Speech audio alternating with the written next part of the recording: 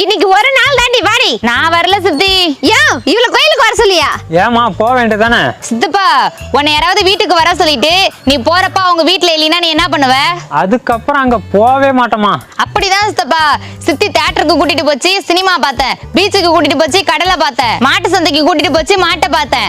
ஆட்டு சந்தைக்கு கூட்டிட்டு போச்சு, ஆட்டை பார்த்தேன். கோழி சந்தைக்கு கூட்டிட்டு போச்சு, கோழியை பார்த்தேன். ஆனா எந்த கோவிலுக்கு கூட்டிட்டு போனாலும் சாமியை பார்க்கவே முடியல. ஆத்தாடி, அக்காவுக்கு சாமி சொக்கா போட்டுட்டு நேர்ல வரணுமா?